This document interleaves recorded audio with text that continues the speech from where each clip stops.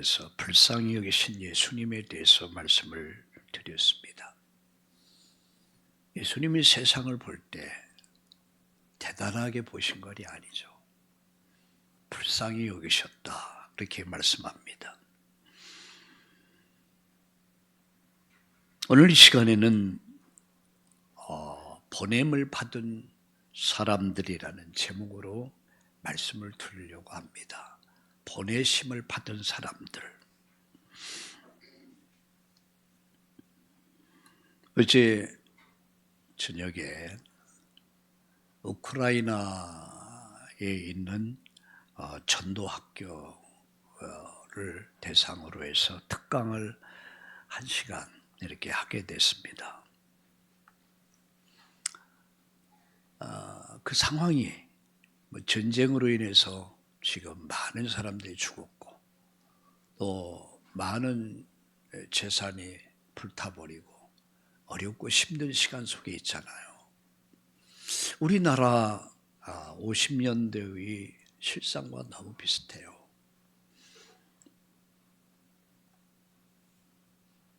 그때 어제 말씀을 전하고 또 잠깐 말씀을 나누는 시간을 한 10분 정도 가졌어요. 그런데 그 가운데 학생 둘이 포럼을 하더라고요. 오늘 말씀 너무 은혜롭고 우리 우크라이나에 주신 말씀으로 믿습니다. 왜냐하면 오늘 이 본문이었거든요. 보냄을 받은 사람들. 당신들이 재수가 없어서 운이 없어서 우크라이나에 태어난 것이 아니다. 나는 운이 좋아서 한국에 태어난 것도 아니다. 하나님이 보내셨다. 그럼 나는 여기서, 여러분들은 거기서 무엇을 할 것인가를 생각해 봐라. 제가 이제 그 사명 쪽에 메시지를 했거든요. 근데 14살, 15살 이제 중학생 아니겠어요. 그런데 진짜 마음 뜨겁게 포럼하는 거 있죠. 오늘 말씀이 우리에게 주신 말씀으로 믿고 우리가 우크라이나 살리고 세계 복음화에 이렇게 쓰임 받기를 원합니다. 이런 제 마음이 굉장히 마음이 뜨거웠습니다. 그리고 그들이 가난해져 있구나. 우리는 세상을 살면서 우리는 부유하게 살아야 될 겁니다. 그것이 또 성경적인 약속이면서도, 그러나 그 부유함이 때로는 저주가 되고 재앙이 된다는 거죠. 가난할 때는 사람이 마음이 가난해요. 근데 좀 더 여유가 생기고 좀 더 잘 살게 되면은 사람이 변하기 시작합니다. 복음이 안 들어가요. 근데 우크라이나에 지금 복음의 문이 열렸어요. 아주 가난해요. 복음이 잘 들어가.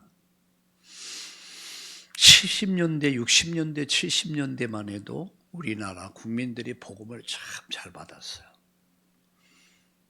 복음 전하면은 아주 순수하게 받았어요. 근데 지금은 복음이 잘 안 들어. 배불러 있어요.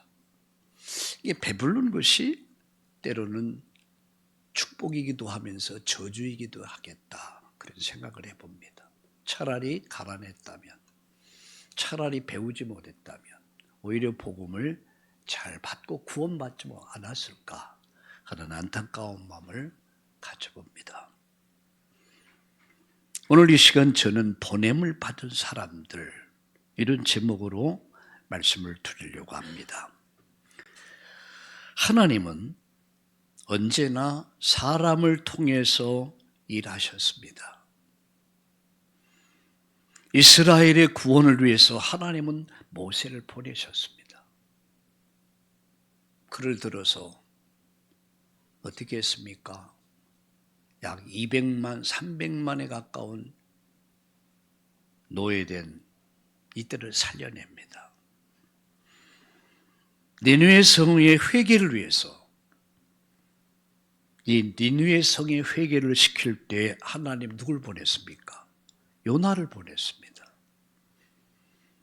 이 세상의 구원을 위해서 하나님은 예수 그리스도를 보내셨습니다.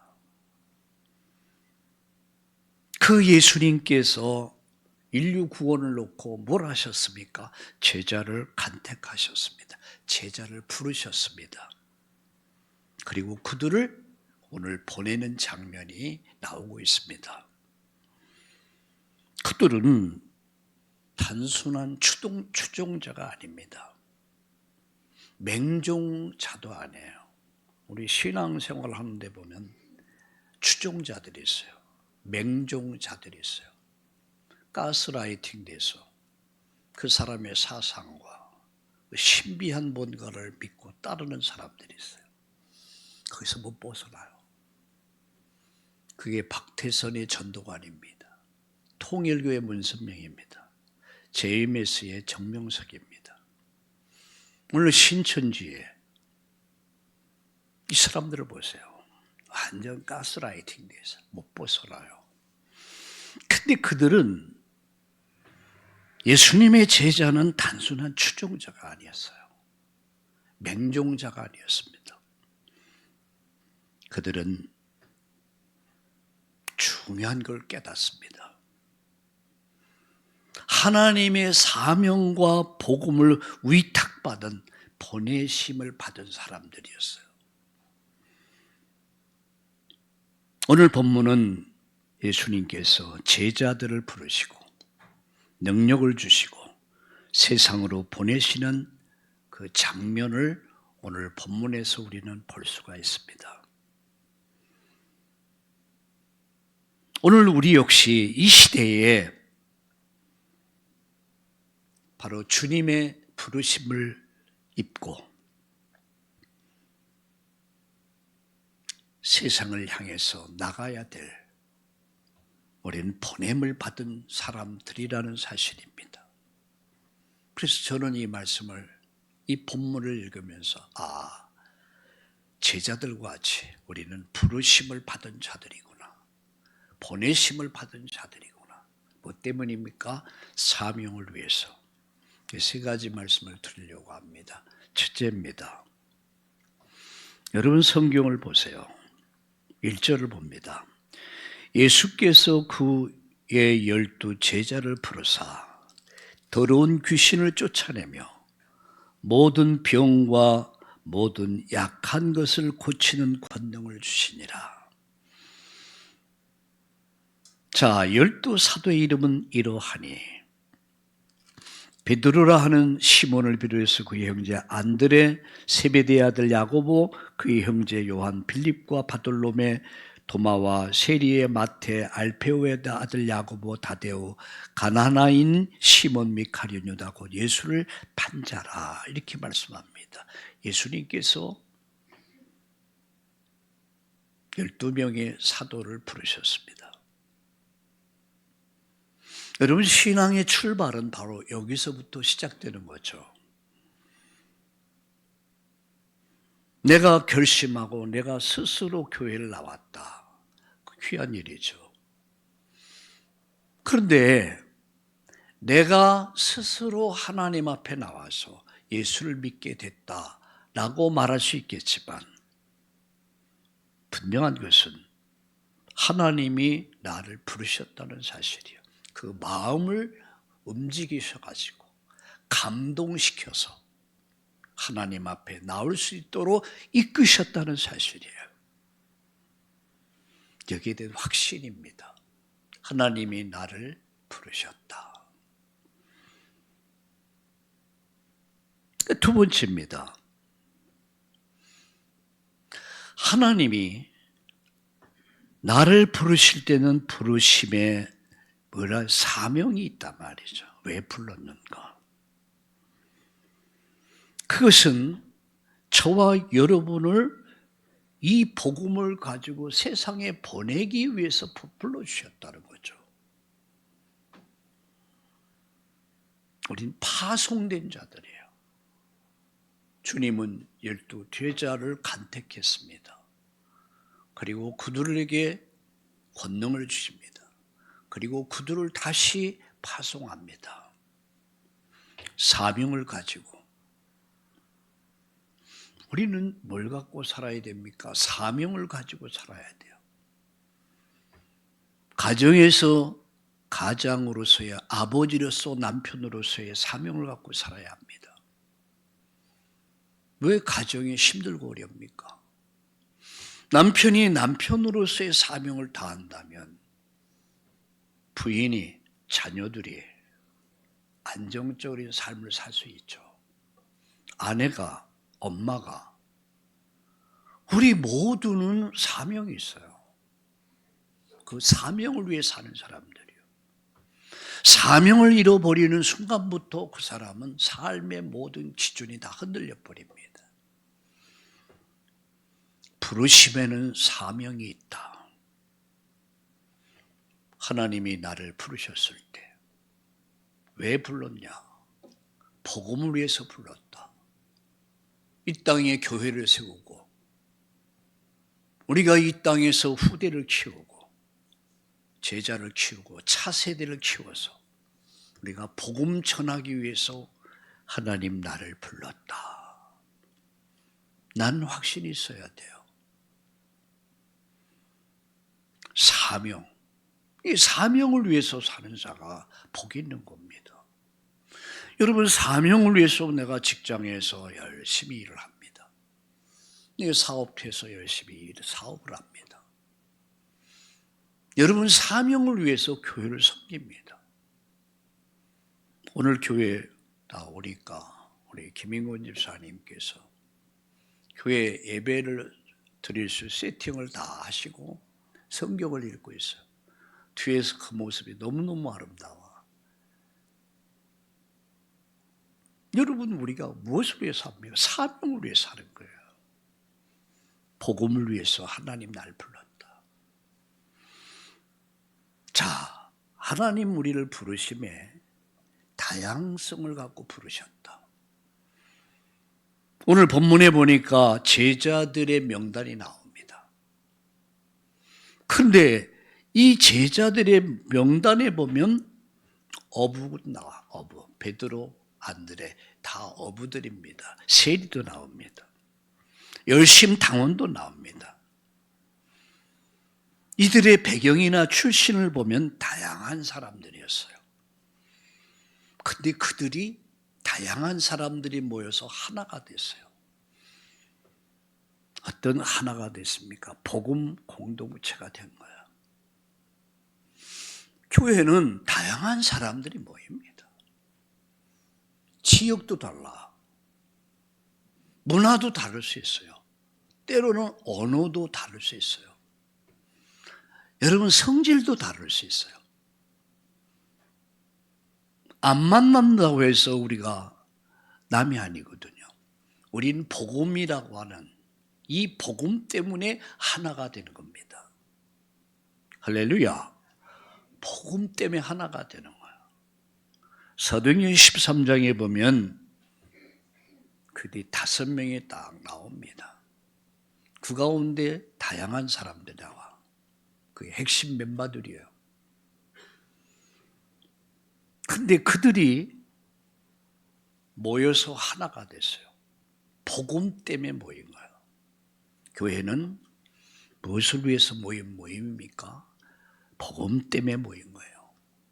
사도행전 11장에 보니까 환난을 인하여 흩어진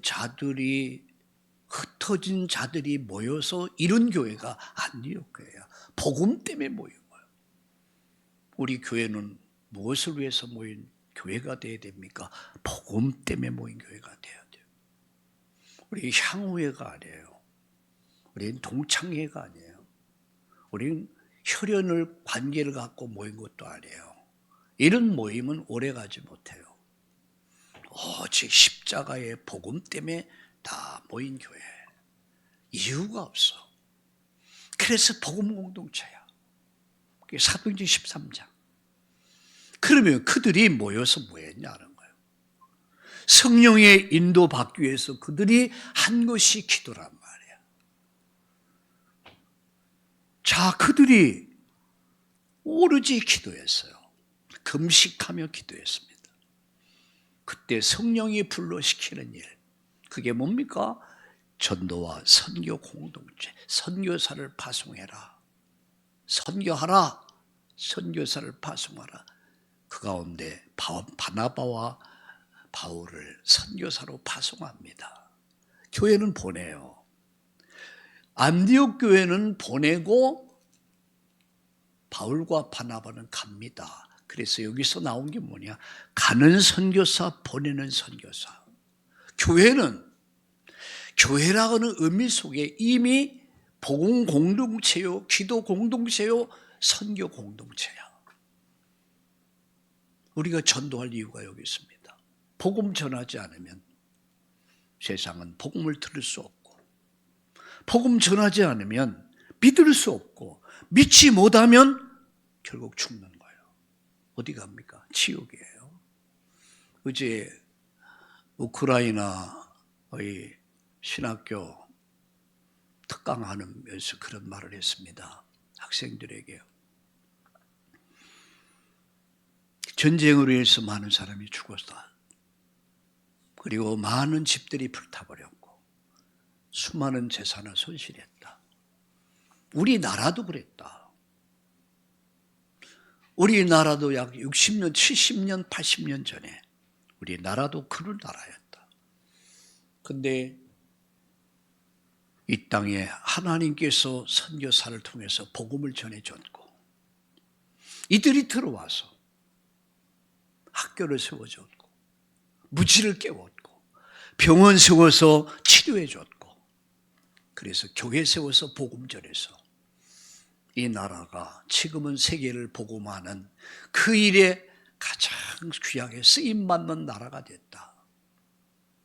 하나님은 여러분을 통해서 우크라이나에 하나님의 나라가 임하기를 원하신다. 우리는 복음 공동체다. 우리는 기도 공동체다. 우리는 전도 공동체다. 하나님이 우리를 부르셨다. 아멘. 하나님이 우리를 부르셨다. 하나님이 나를 부르셨다. 라고 하는 확신이 있어야 돼요. 두 번째입니다. 제자는 보내심을 받은 자들입니다. 보내심을 받은 사람들. 5절 보세요. 예수께서 이 12를 내보내시며 명하여 이르시되 이방인의 길로도 가지 말고 사마리아인의 고을에도 들어가지 말고 오히려 이스라엘 집에 잃어버린 양에게로 가라. 가면서 전파하여 말하되 천국이 가까웠다 하고 병든 자를 고치며 죽은 자를 살리며 나병 자를 깨끗게 하며 귀신을 쫓아내되 너희가 거저받았으니 거저 줘라 라고 말씀합니다. 제자는 보내심을 받은 사람들이다. 예수님이 보내시면서 방향을 설정해 주셨습니다. 그게 뭐죠? 6절입니다. 오히려 이스라엘의 집에 잃어버린 양에게로 가라. 무엇을 말하면 네 주위에 잃어버린 양들이 있다. 방황하는 양들이 있다. 그들 먼저 살려내라. 여러분 주위에 교회 다니다가 힘을 잃어버리고 낙심 속에서 방황하는 사람들이 있을 겁니다. 복음을 듣지 못한 사람들이 그들에게 복음을 가까운 아주 가까운 자. 그 잃어버린 양에게로 가라. 이게 예수님께서 보내심의 방향입니다. 나가서. 예수님은 보내심의 내용을 말씀했습니다. 그게 뭐죠? 7절이죠.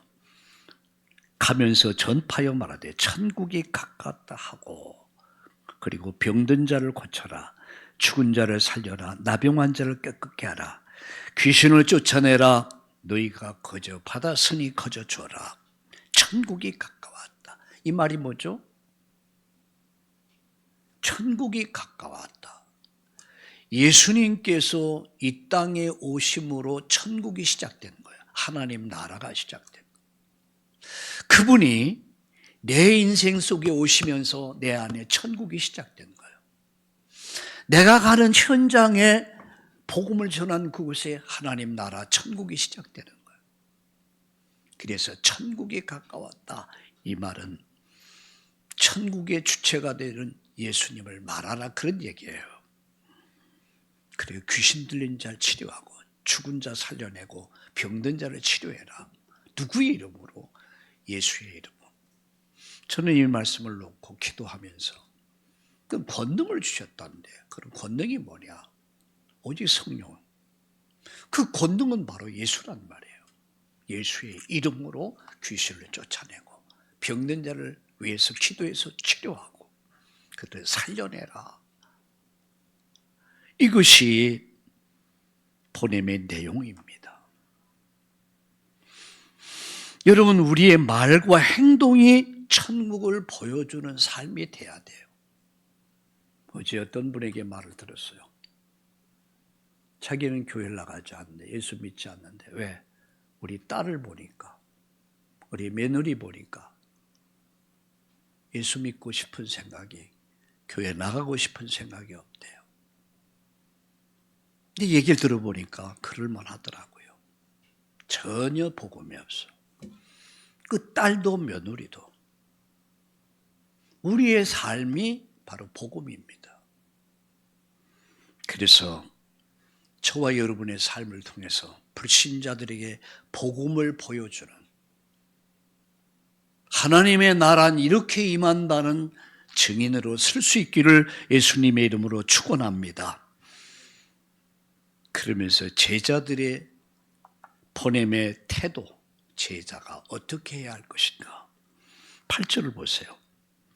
병든 자를 고치며 죽은 자를 살리며 나병 환자를 깨끗게 하며 귀신을 쫓아내되 너희가 거저 받았으니 거저 주라. 너희 전대에 금이나 은이나 동을 가지지 말고 여행을 위해서 배낭이나 두 벌 옷이나 두 벌 신이나 지팡이를 가지지 말라. 이는 일꾼이 자기 먹을 것 받는 것이 마땅함이라. 어떤 성이나 마을에 들어가거든 그 중에 합당한 자를 찾아내어 너희가 떠나기까지 거기를 머물라 라고 말씀합니다. 거저 받았으니 거저 둬라. 이 말씀의 의미가 뭡니까? 복음을 대가로 삼지 말고 하나님의 공급하심을 신뢰하라. 그 말씀이죠. 복음을 팔아서 성경 말씀을 팔아서 장사해 먹지 말라 그런 말이에요. 오늘 여러분 참 우리나라에 신실한 목사님들이 많아요.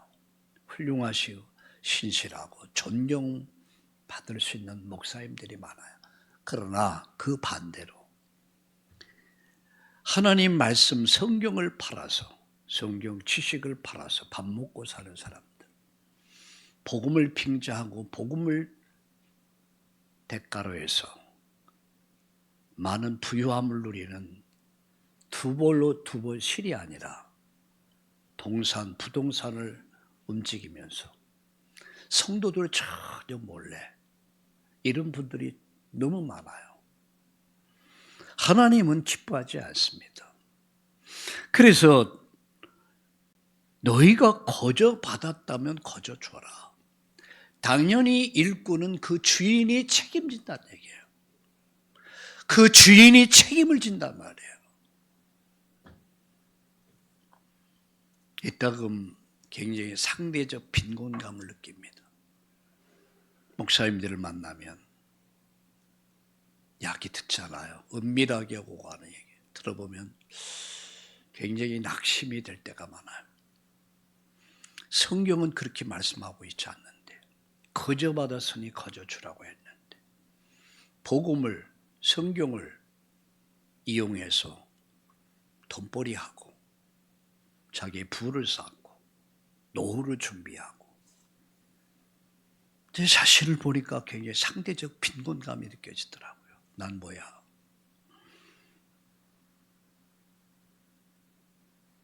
오늘 이 본문을 통해서 하신 말씀이에요. 내가 책임진다는 얘기예요. 내가 보낸 자를 내가 책임진다는 얘기예요. 영락교회 한경진 목사님이 오랜만에 교회에서 집을 장만해 드렸대요. 목사님 이름으로. 그랬더니 불과 몇 개월 후에 보니까 집을 팔아버렸더래. 그 집을 팔아서 고아원을 짓는데 거기에 보탰더래요. 몇 년이 흐른 어느 날 또다시 집을 또 사들였대. 그랬더니 그 팔아가지고 학교를 짓는데 또 헌금을 했더래. 그래가지고 교회에서 이거 안 되겠다 해서 사모님 이름으로 그 집을 마련해 드렸다라는 이야기를 들었습니다.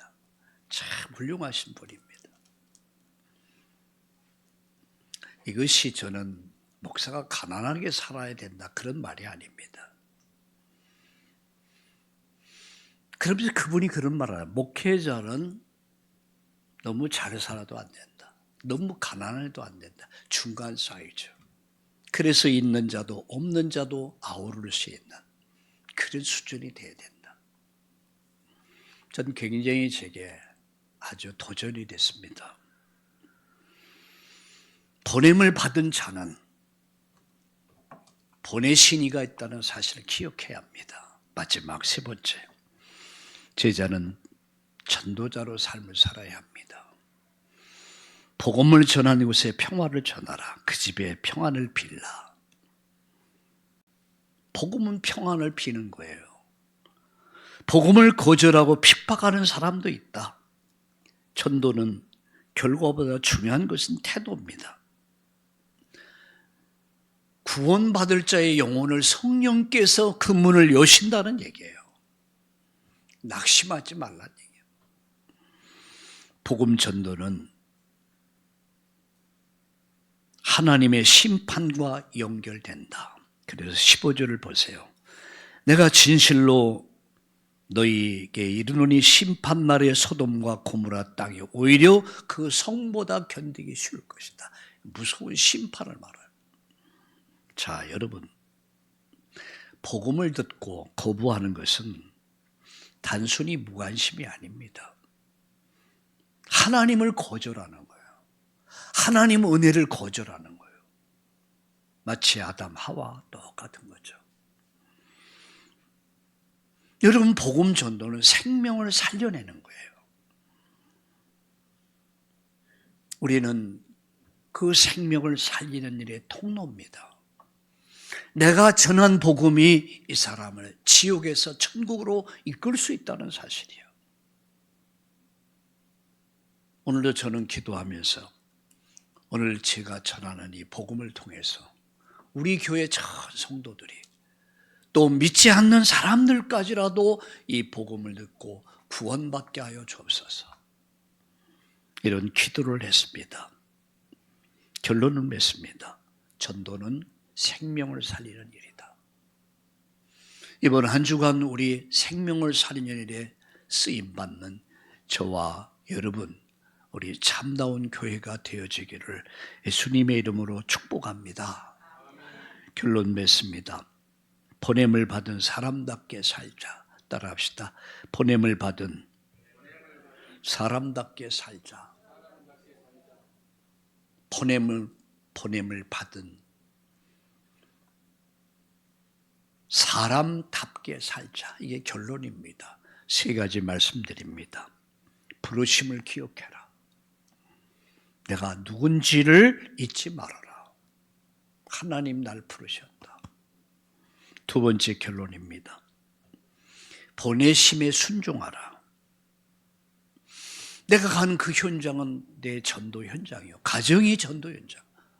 내 직장이, 내 산업의 현장이 나의 전도 현장이요. 그곳에서 이 복음을 전해라. 세 번째 결론입니다. 평안을 전해라. 세상 속에는 참 평안이 없습니다. 진짜 평안은 예수입니다. 그 예수의 복음이 증거될 때 그 사람의 인생을 바꾸고 참 평안을 전하게 되는 겁니다. 하나님 사랑이 흘러가도록 해라. 나를 통해서 우리 가정, 가문에, 나를 통해서 내 학업, 직업, 산업의 현장에 하나님의 사랑, 이 복음이 흘러가도록 해라. 이게 결론입니다. 다시 말씀드립니다. 보냄을 받은 사람답게 살자. 아멘. 기도합시다. 하나님, 오늘 말씀을 통해 부르시고 주의 복음 전하게 하신 은혜에 감사합니다. 우리도 제자처럼 세상으로 보내심을 받은 자임을 잊지 않게 하여 주옵소서. 내 능력이 아니라 주님의 권세와 은혜로 복음을 전하고 사랑을 전하게 하여 주옵소서. 때로는 세상이 우리를 거절하고 생명의 길이 좁고 험할지라도 보냄의 주인 되신 예수님을 의지하며 끝까지 순종하는 제자의 길을 가게 하여 주옵소서. 내가 가는 현장마다 평안의 복음 전하며 주의 이름을 높이게 하여 주옵소서. 우리의 삶을 통해서 하나님 나라가 이루어지게 하여 주옵소서. 모든 영광 하나님께 예수님의 이름으로 기도드립니다. 아멘.